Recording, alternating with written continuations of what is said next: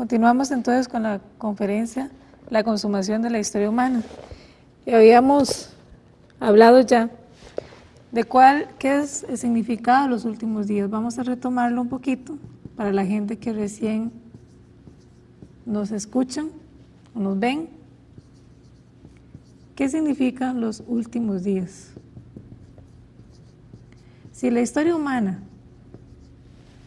hubiese iniciado originada en el bien, sería una historia eterna. O sea, no habría fin, no habrían últimos días, no habría nada de eso. Pero es necesario los últimos días, precisamente porque la historia humana se origina en un patrón del mal, y por eso este mundo no puede ser eterno. Esa es la realidad. ¿Cómo sabemos eso? Bueno, lo sabemos debido a la historia, ya la hemos ejemplificado varias veces. Vamos a retomarla acá. La historia debería ser una historia centrada ¿en dónde? En el bien. Es decir, el propósito de la historia sería llegar al bien. Pero nosotros ya hemos visto que Adán y Eva, quienes estaban creciendo, ellos cayeron en un punto de la historia y no lograron la realización completa del bien, sino que cayeron ¿hacia dónde? Hacia el mal. Entonces la historia se origina acá, en el mal, con la caída de Adán y Eva. Ahora, ya hemos dicho, ¿verdad?, reiteradas veces, que Dios ha venido trabajando con el tiempo para restaurar esa posición original de los seres humanos. Entonces, que han habido varios últimos días para lograr esa restauración. Entonces, la historia tiene que acabar. Y acá se tiene que dar, en este punto, el fin del mal. O sea, esta es la línea de la historia del mundo hasta ahora. Y empezar un patrón del bien. ¿Para qué? Para realizar. Quedó un poquito torcida esa línea. Tiene que empezar un patrón del bien que culmine, ¿verdad?, con esa historia del bien. O sea, una vez más, poder restaurar la historia. Y acá, una vez realizado todo este bien, tiene que dar una línea eterna, es decir, nunca acabar. Entonces aquí va a empezar el mundo eterno. O sea, aquí empieza la eternidad. Entonces, este es el punto inicial del bien. ¿De acuerdo? El punto inicial del bien. Y el punto inicial, el punto del fin del mal. Entonces acá ha venido creciendo la historia para hacer crecer ese bien. Con diferentes pensamientos, diferentes contribuciones de las religiones, diferentes herencias que nos han dado. ¿Qué es lo que se va a dar acá, en este punto? Se va a dar una gran reforma. Y esta gran reforma tiene que ver con el Mesías.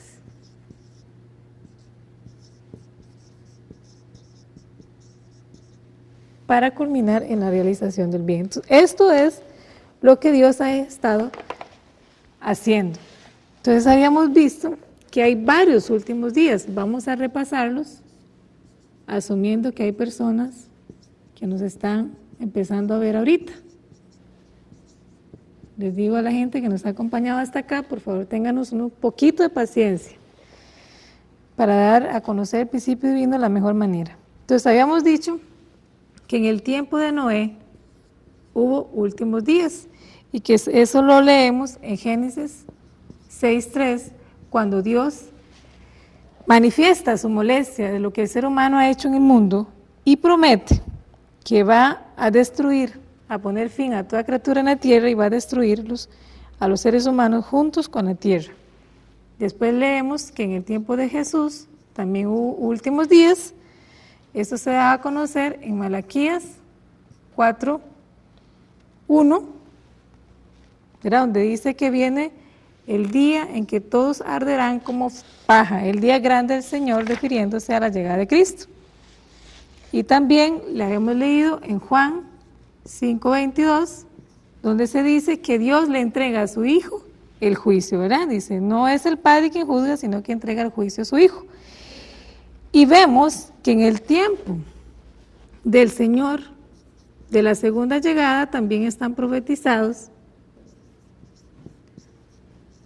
los últimos días, o sea, cuando el Señor regrese, también se habla de los últimos días. Y eso lo hemos leído en Apocalipsis 19:15 y también lo leímos en Lucas 17:26, donde dice, ¿verdad?, que viene el Señor a juzgar con espada y a herir a todas sus naciones, y después dice, como el tiempo Noé, así también será la llegada del Hijo del Hombre, hablando del retorno de Cristo. ¿Qué quiere decir esto? Que han habido varias épocas en donde Dios ha querido acabar con la historia del mal. Es decir, han habido varios intentos de Dios para ponerle fin al mundo del mal. O sea, esta historia que está acá. Pero ¿qué fue lo que pasó? ¿Por qué no ha sido posible? A pesar de que había toda una profecía acerca del tiempo de Noé, bueno, Dios mismo lo declara, y cuando Jesús venía ya había una profecía. Y parece que esa profecía se deja hasta para su regreso. ¿Qué fue lo que sucedió? Nosotros hemos dicho que para que la voluntad de Dios se cumpla, tienen que haber dos condiciones. Tiene que cumplirse la porción de responsabilidad de Dios. Para quienes nos han seguido hasta acá, saben de qué estamos hablando. ¿Qué significa la porción de responsabilidad de Dios? Que Dios ya hizo todo. Él cumplió dándonos completamente todo lo necesario para cumplir nuestra responsabilidad. Y tiene que darse también el cumplimiento de la porción de responsabilidad humana. Pero entonces, ¿por qué no se dio el fin de la historia? ¿Qué fue lo que pasó? ¿Por qué, a pesar de que estaba pronosticada el fin de la historia, no se pudo concretar? Precisamente porque el ser humano ha vuelto a fallar en esa porción de responsabilidad. O sea, se necesitan ambas. Si se cumplen ambas, entonces se cumple la voluntad de Dios. ¿Cuál era la voluntad de Dios para el tiempo de Adán y Eva? Bueno, el reino de los cielos. Ellos fallaron en su responsabilidad y no se cumplió. ¿Cuál era la porción de responsabilidad en el tiempo de Noé? Porque Dios quiere terminar con la historia del mal. Bueno, hay una conferencia que explica qué fue lo que pasó en el tiempo de Noé y por eso no se dio el fin de la historia del mal. En la época de Jesús, ya nosotros lo vimos, no aceptaron, no creyeron en Jesús. ¿Qué va a pasar en el regreso del Señor? Vamos a estar ante la misma responsabilidad humana que tenemos que cumplir para que realmente la voluntad de Dios se dé en la tierra y en el mundo espiritual. Es decir, se acabe el mundo del mal y empecemos ya la historia, o empecemos la eternidad, el mundo eterno, que va a ser el mundo del bien. ¿Ok? Eso es lo que significan los últimos días. Pero en la Biblia se hablan de muchos fenómenos que van a ocurrir en los últimos días. Y es lo que la gente está esperando que ocurra. O sea, ¿cuáles son esos fenómenos de los últimos días que nosotros podríamos identificar y que también están contemplados en la Biblia? Nosotros vemos que se habla, por ejemplo, de varios fenómenos. Entonces, vamos a verlos unos por uno. Fenómenos de los últimos días. ¿Qué va a ocurrir? ¿Qué va a pasar? La Biblia dice entonces, en muchos versículos, la tierra será destruida.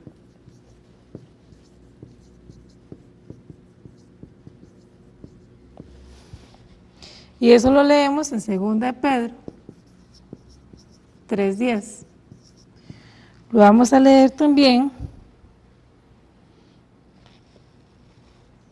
Ok, dice en 2 de Pedro 3:10, y los elementos abrasados, o sea, los elementos en brasas, se disolverán y será consumida la tierra. Es decir, la tierra será destruida. Pero ve lo que interesante, hay otros versículos bíblicos que parecen contradecir este otro. Leemos en Eclesiastés 1:4, que dice, una generación pasa, otra generación viene, mas la tierra para siempre existe. O sea, en Salmo 78:69,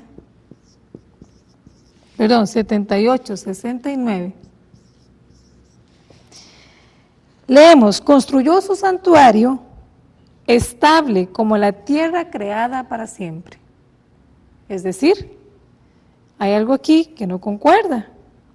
Por una parte dice que la tierra será consumida, será destruida, y por otra parte dice que la tierra es eterna, o la tierra no va a ser destruida, fue creada para siempre.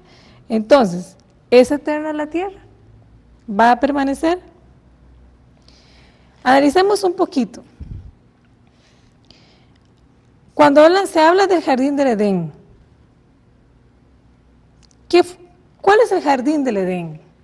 O sea, cuando se está hablando de un lugar en la tierra, ¿de qué está hablando? ¿Será que el jardín del Edén realmente es un lugar que existió o tiene un significado diferente? Para entender esto, jardín del Edén, dice que Dios habitaba con los seres humanos y que los seres humanos conversaban directamente con Dios.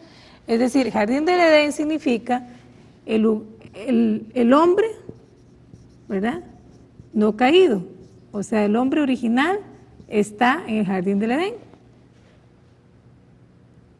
¿Qué significa esto entonces? Esto es simbólico, no es que existía un lugar en la tierra llamado así, o que hubiera un lugar así, sino que es un estado espiritual en el cual se encuentra el ser humano.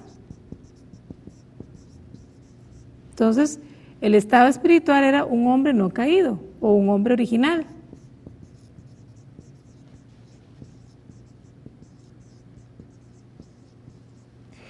Y cuando el ser humano es echado fuera del jardín del Edén, en realidad es que él perdió su posición original, es decir, ahora sí es un hombre caído. Pero ¿qué pasa? Si Dios tiene que ver la tierra que Él creó destruirse, o tiene que destruir la tierra, como literalmente dice acá, quiere decir que Dios sería un Dios de fracaso. ¿Por qué? Porque su plan original no se completaría. Él tendría que aceptar que esa tierra que Él creó sería destruida. Entonces, eso tiene que ser algo más simbólico, porque tendría que aceptar Dios que Satanás logró su objetivo, o sea, Él fue el exitoso y Dios el fracasado. Por otra parte, la creación no tiene ninguna culpa de lo que el ser humano hizo, ¿sí? La creación es inocente. Entonces, ¿por qué es que el ser humano, por qué la creación tendría que ser castigada cuando ella se perfeccionó, ella logró el objetivo, ¿verdad? Se perfeccionó y el ser humano fue el que falló? Entonces no tiene lógica que vaya a ser, que la creación vaya a ser destruida o la tierra porque no hizo absolutamente nada. Bien, entonces, ¿es eterno la tierra o es destructible la tierra? ¿Qué significa esto? Esta dice que va a ser destruida. Ajá. y esta dice que fue creada para siempre, o sea que no va a ser destruida. ¿Qué significan entonces esos versículos bíblicos? Bueno, en Génesis 6:13, cuando Dios le habla a Noé, Él dice, voy a exterminarlos juntamente con la tierra. Pero resulta y sucede que llegó el diluvio, la tierra permaneció y fueron los seres humanos los que estaban ahí quienes murieron como resultado del diluvio. En Isaías 24:19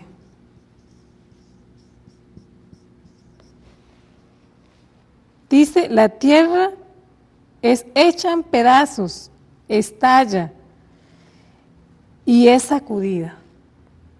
Se funde y es sacudida. O sea, está también hablando de que la tierra va a ser destruida. ¿Ok? Pero aquí no se destruyó. Qué confusión, ¿verdad? ¿Qué significa eso entonces? Bueno, lo que significa es que la Biblia, el término tierra, tiene dos significados. A veces está hablando de la tierra literal, es decir, del planeta, y otras veces va a referirse con la misma palabra, con la misma vocablo, a una tierra simbólica, o sea que no es el planeta, sino que está haciendo referencia al mundo caído o al mundo del mal. ¿De acuerdo? O sea, no se está haciendo referencia a la tierra, sino al mundo del mal. Entonces, hay una tierra que es, ¿qué? Simbólica. Bien, pero si tenemos una tierra literal, quiere decir que también tenemos que tener, ¿qué? Un cielo, también literal, ¿verdad? Es decir, cuando se habla del firmamento. Y también tenemos que tener un cielo simbólico. ¿Cómo sabemos eso? Bueno, hay un pasaje bíblico que dice que Jesús nació del cielo como hijo del hombre. Eso lo leemos en Juan 3:13.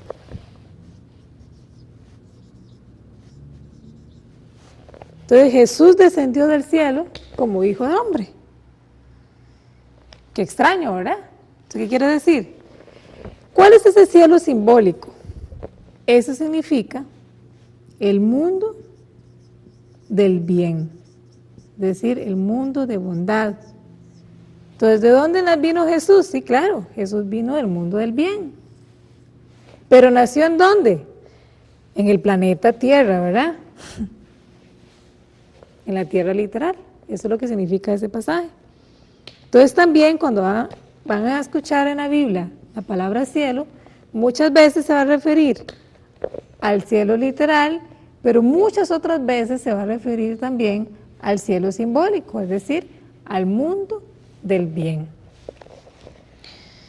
Entonces,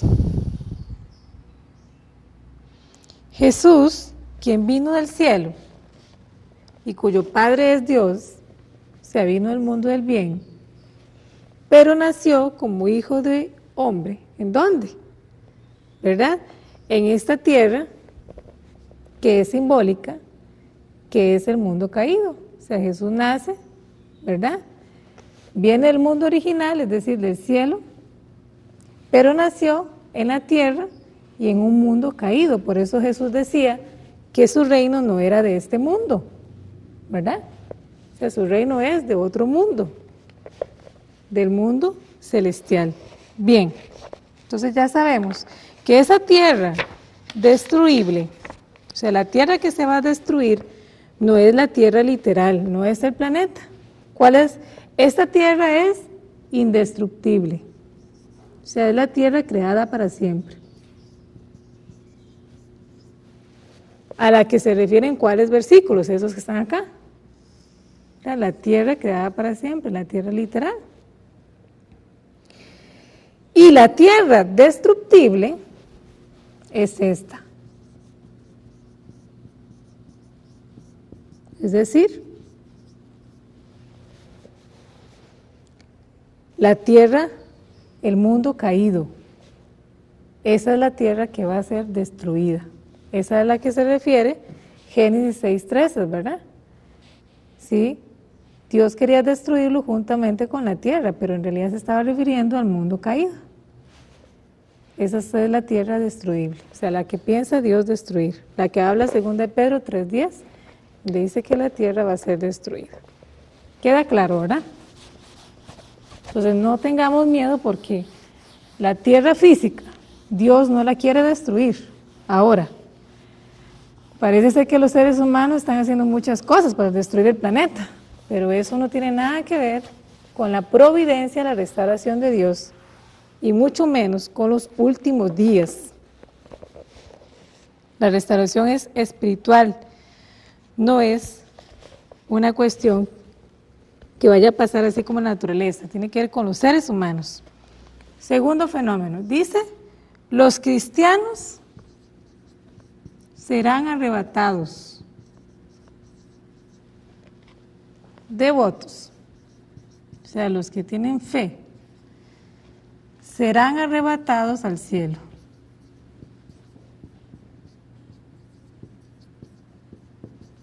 Entonces muchas personas están esperando ese arrebatamiento, o sea que serán, verá el Señor, ¿verdad? Y se los arrebatará. Primera Tesalonicenses, eso lo leemos en Primera Tesalonicenses 4:17, donde dice, después nosotros los vivos seremos arrebatados con ellos sobre las nubes al encuentro del Señor en los aires. ¿Qué significa esto entonces? Eso es un pasaje simbólico. Muchas personas lo han asumido como literal y realmente están esperando que venga el Señor en los aires, en las nubes del cielo y se los lleve arrebatados en el aire. Pero en realidad el principio divino explica que esto es simbólico, ya nosotros vimos. Vamos a ver qué significa. Tenemos acá el cielo y tenemos acá la tierra. Ahora, ya vimos que simbólicamente cielo significa ¿qué? El mundo del bien, o sea, el mundo santo. La santidad significa la verdad, el ser de alto valor, como era Jesús, ¿verdad? Jesús tenía un alto valor, santo. Significa también el reino del cielo. Y la tierra, simbólicamente, significa el mal, o sea, la profanación, el pecado, la falsedad, el ser sin valor, el infierno. Eso significa. Y vamos a ver entonces que en la venida del Señor, Él viene con un trabajo, o sea, el trabajo del Mesías, el trabajo que Él viene a hacer en la tierra. ¿Para qué? Para salvar al hombre caído, el trabajo de salvación del Mesías. Viene a salvar al ser humano. ¿Qué es lo que va a hacer el Mesías entonces? Va a traer ¿qué? Su palabra, la palabra de Dios. Entonces, el hombre que vive en el infierno, es decir, el hombre sin valor, el hombre caído, va a ser llevado por el Señor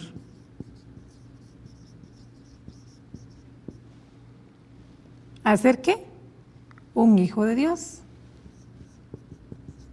Es decir, un hombre de alto valor. Eso es lo que significa que la gente devota va a ser arrebatada al cielo, ¿de acuerdo? Va a salir del mundo del mal, es decir, de esta tierra que es simbólica, y va a ser arrebatada al cielo, al mundo del bien, convirtiéndose en ¿quién? En el Hijo de Dios. ¿Y quién hará esto posible? El Señor, el Mesías. Eso es lo que significa este pasaje bíblico. Así que ahora queda claro que no tenemos que estar viendo hacia arriba, ¿verdad? Esperando cuando viene el Señor para ser arrebatado, sino que es precisamente este proceso lo que va a pasar.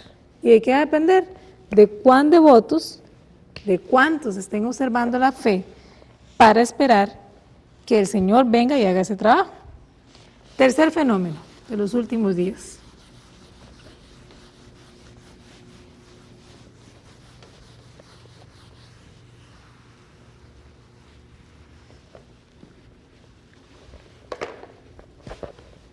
Dice, el sol y la luna se oscurecerán y las estrellas caerán. El sol, la luna, se oscurecerán y las estrellas caerán.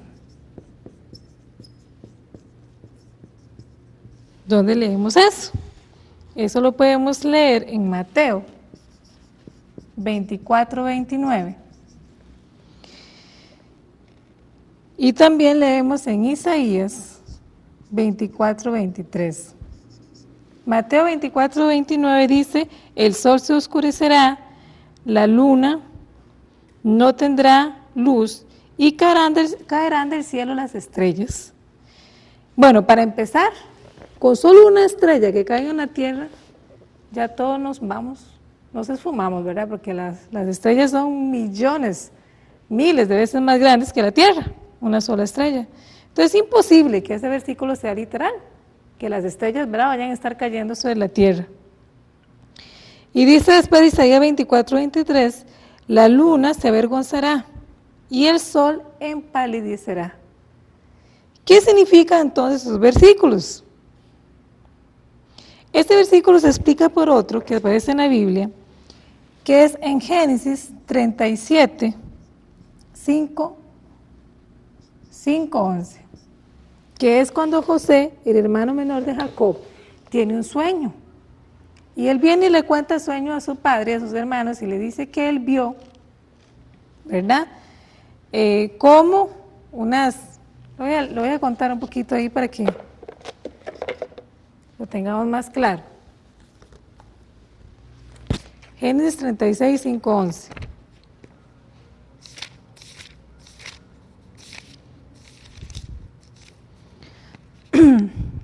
Ahí José le está contando pues el sueño de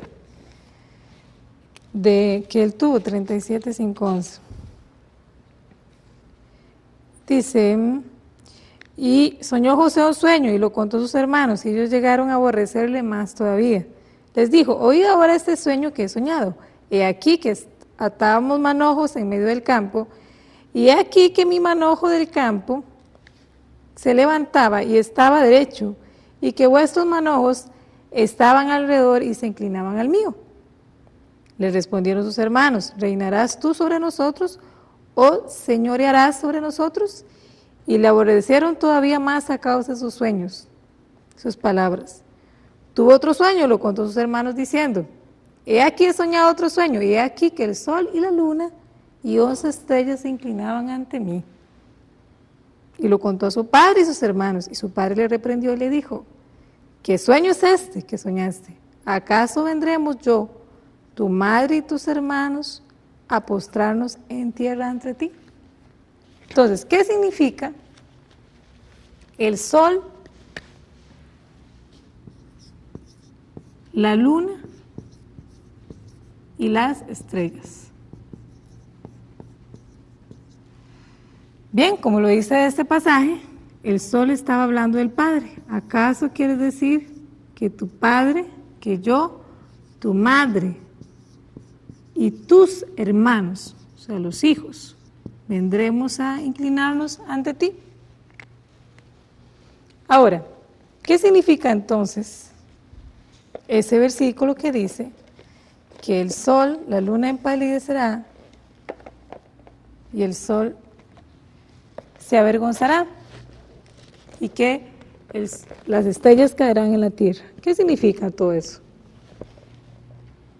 Ok, vamos a verlo de la luz de la explicación del principio divino y lo que ha ocurrido en la historia, si uno lee la historia detenidamente. Vamos a ver, en el Viejo Testamento, ¿quién es el padre del Viejo Testamento?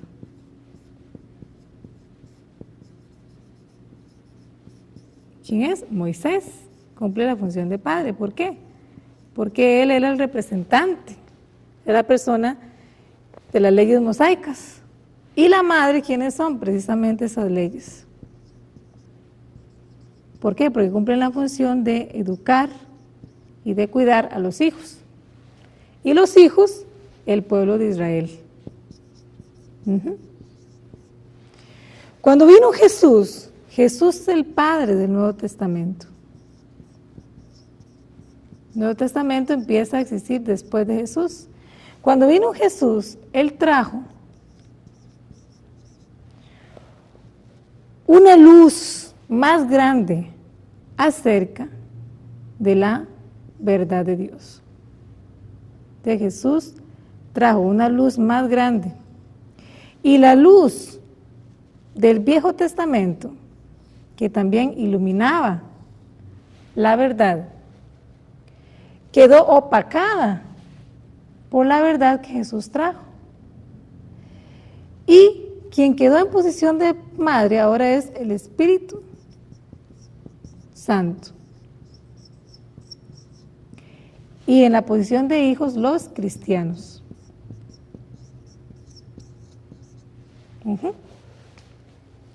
Entonces, ¿qué quiere decir? Que Moisés fue, en la época del Nuevo Testamento, ya no fue más la figura central, fue opacado. Y la verdad que trajo Jesús, ¿verdad? Su palabra, el Espíritu Santo, fue todavía mayor a las leyes que existían antes. Y ya la providencia no fue más centrada en Israel, sino que en los cristianos. Ahora, ¿qué pasa en el Testamento completo?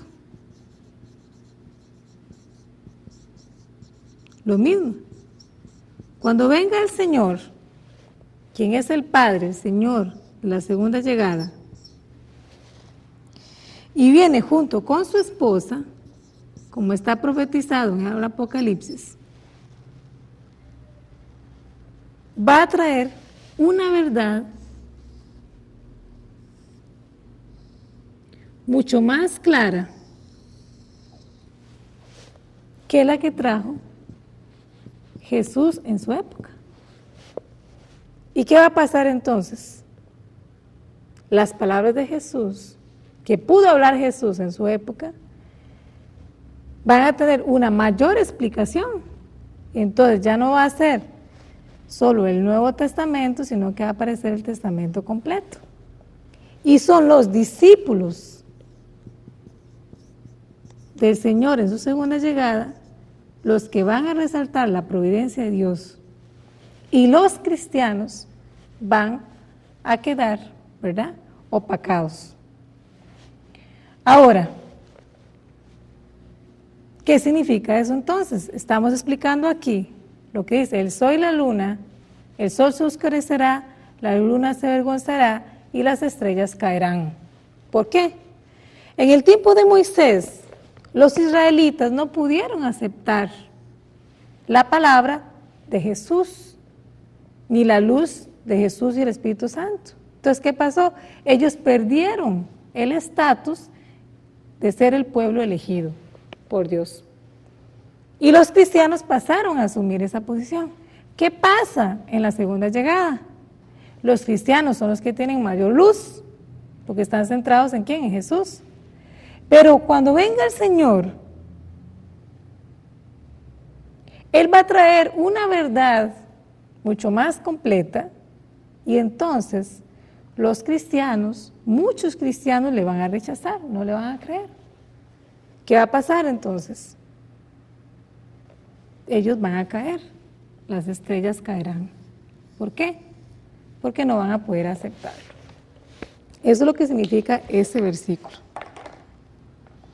¿Cómo sabemos eso? En Mateo 7, 22, 23.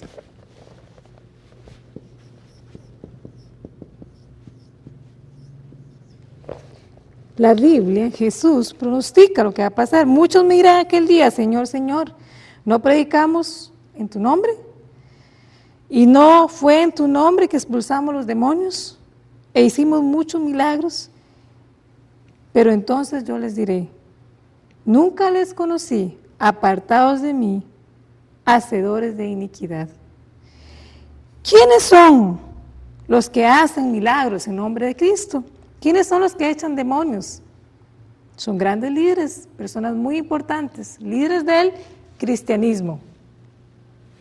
Y Jesús habla ya, diciendo que aquel día muchos les dirán, Señor, Señor, no hicimos esto, no hicimos aquello en tu nombre, y Él les dirá, apartados de mí, hacedores de iniquidad. ¿Por qué? Porque no van a poder aceptar la llegada del Señor. Y también en Lucas 18:8,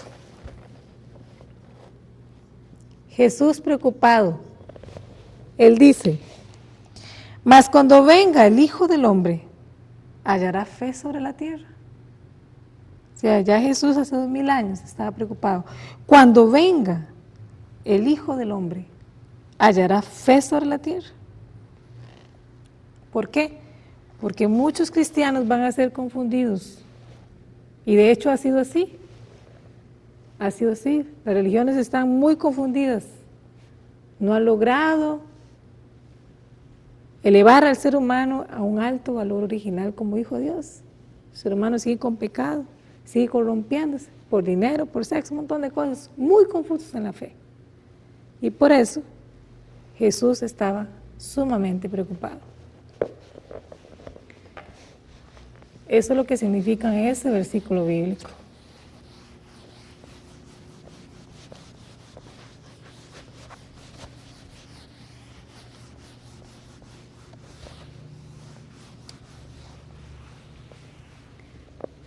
Otro fenómeno que habla la Biblia que va a ocurrir en la época de los últimos días. Dice, el cielo y la tierra serán juzgados por el fuego.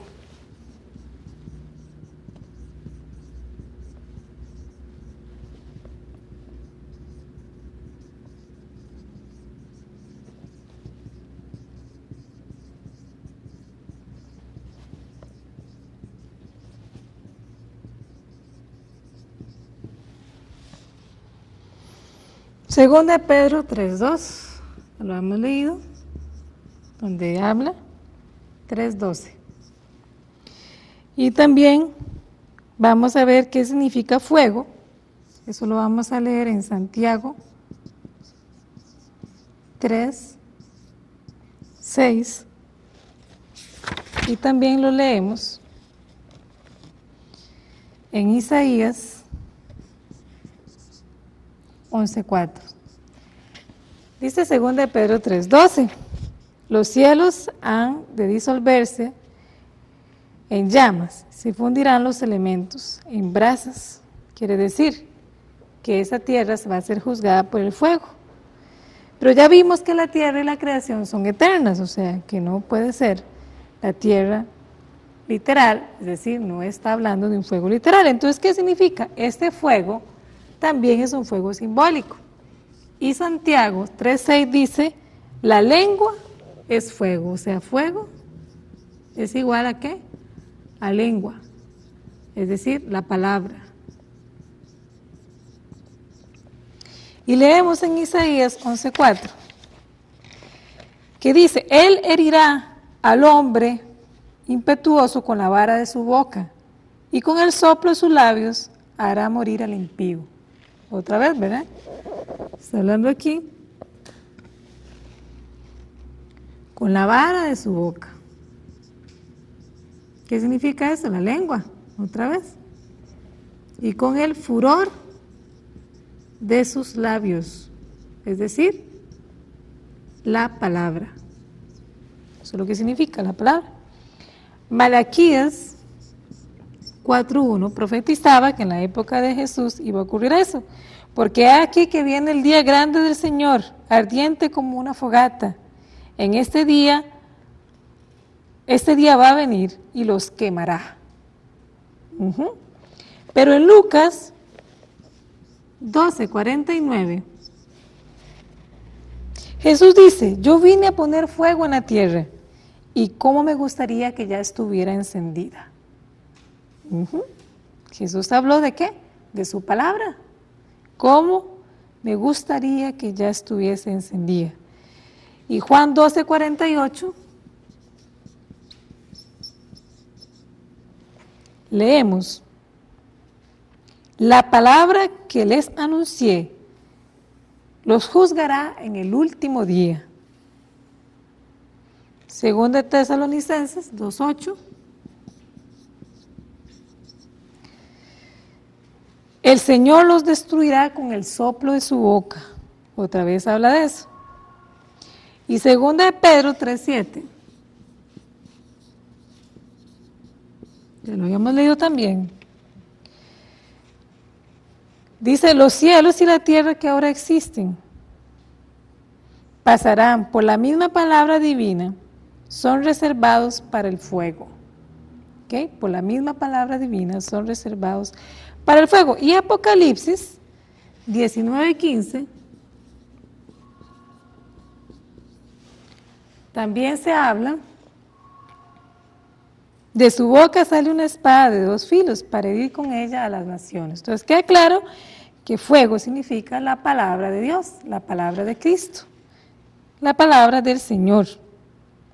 Y ese va a ser el fuego con el cual van a ser juzgados todos los seres humanos.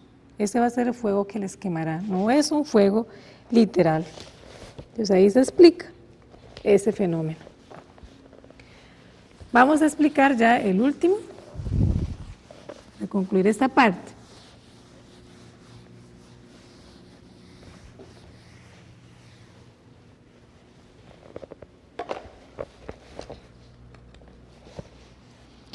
Dice, los muertos resucitarán de sus tumbas.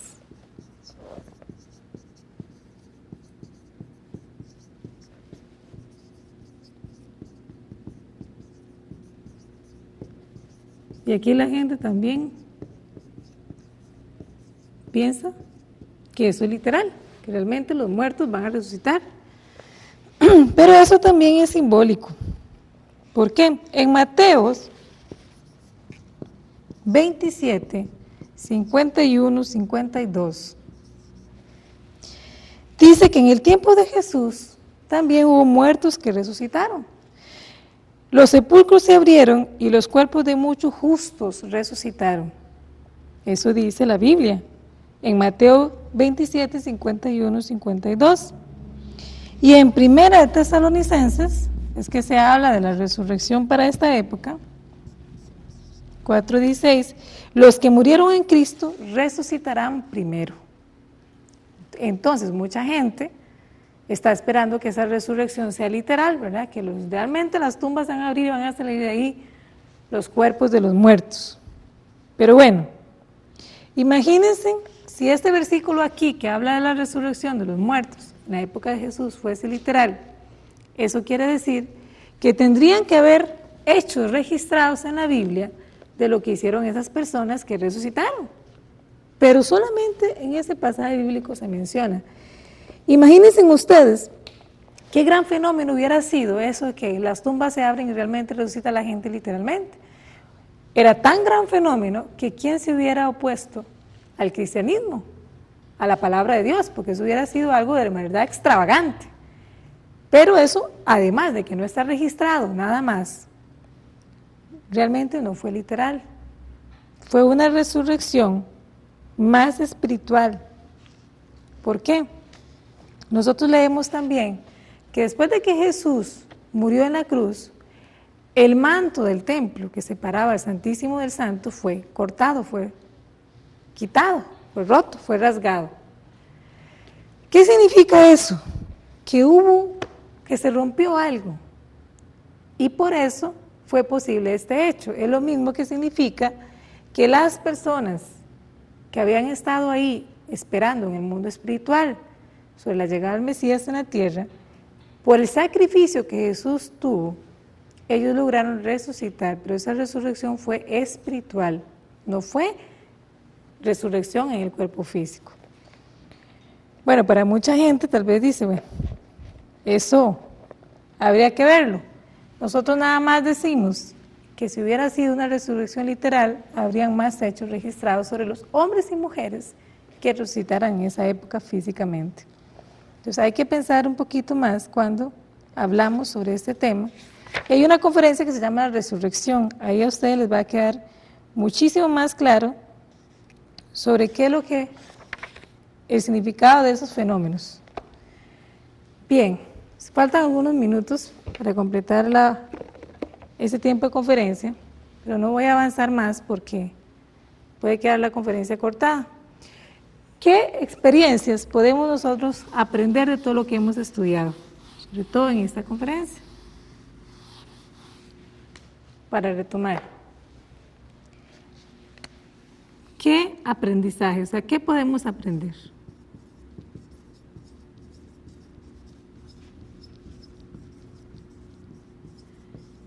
Primero, que existen en la Biblia y en la historia, existen varios últimos días.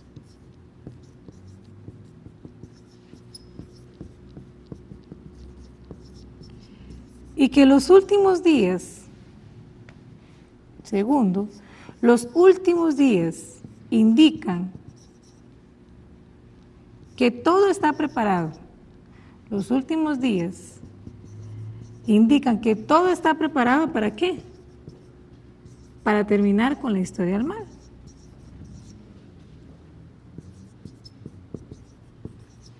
Para terminar con la historia del mal. ¿Pero de qué depende eso? Con la historia del mal. Y que ese fin de la historia del mal va a depender ¿de qué? El fin de esa historia. El fin de la historia del mal depende del cumplimiento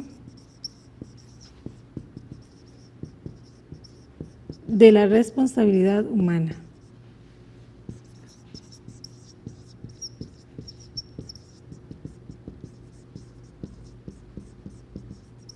O sea, Dios no puede ponerle fin a la historia del mal él solo. Necesita a los seres humanos, que los seres humanos cumplan la porción de responsabilidad. Y como cuarto, que muchos de los fenómenos que se hablan en la Biblia, muchos fenómenos, son simbólicos, no son literales. La tierra es eterna.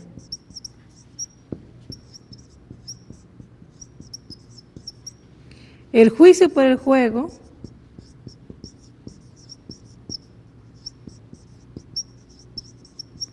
es el juicio por la palabra. O sea, nadie va a ser aquí quemado, ni tostado, ni nada de ese tipo de cosas, sino que lo que vamos a experimentar es una resurrección por la palabra de Dios. ¿Y qué va a sentir el ser humano en este juicio? Ardor, dolor, arrepentimiento, va a sufrir mucho, porque se va a dar cuenta que todo lo que ha hecho, lo ha hecho como malo. Entonces eso va a provocar mucho arrepentimiento y por ende mucho sufrimiento para la persona que le llegue el juicio. Otra cosa, siempre va a haber una figura central. Siempre va a haber una figura central. Por ejemplo, Noé, la figura central, Jesús, la figura central, y cuando venga el Señor, la segunda llegada va a ser la figura central también en la que va a estar trabajando Dios. Y como sexto es, los seres humanos, muchos seres humanos, se van a oponer a la figura central. Se van a oponer a la figura central. Entonces, por eso fue que cuando llegó Noé, la gente no le hacía caso, incluso se burlaban de Noé. Llegó Jesús, la gente no le hizo caso, se burlaban de Jesús, lo cuestionaban. ¿Y qué va a pasar cuando llegue el Señor de la segunda llegada? Como dijo Jesús, encontrará fe sobre la tierra, va a pasar por lo mismo. Esto son conclusiones que podemos sacar, ¿verdad?, hasta donde llegamos en esta conferencia. Bueno, dejámosla por acá y posteriormente vamos a desarrollar una parte todavía más de la conferencia, la consumación de la historia humana. Muchas gracias.